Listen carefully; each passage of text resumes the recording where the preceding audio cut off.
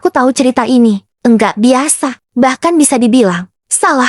Tapi kalau kamu pernah duduk sendirian terlalu lama di ruang tamu yang sepi, kamu pasti ngerti betapa sunyinya bisa lebih bising dari keramaian. Hari itu, aku buka pintu seperti biasa. Kutatap wajah muda di hadapanku. Arga, teman Dika, teman anakku. Wajahnya sopan. Senyumnya pelan. Dia hanya tanya, Dika ada? Bu, aku bilang, belum pulang. Kupikir dia bakal pergi. Tapi dia malah duduk. Dan dari situ, semuanya pelan-pelan berubah. Entah kenapa.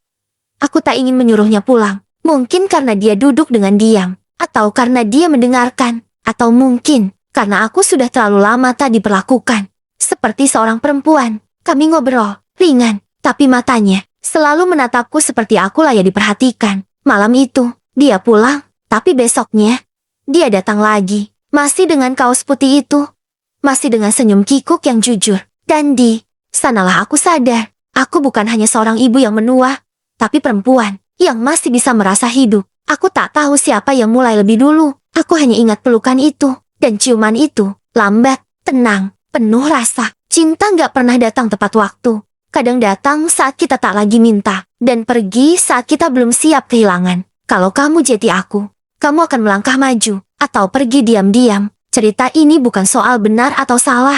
Tapi soal keberanian untuk merasa. Kalau kamu punya cerita, tulis di kolom komentar. Karena mungkin perasaanmu tak seaneh yang kamu kira. Kami tertidur di sofa, saling menyandar.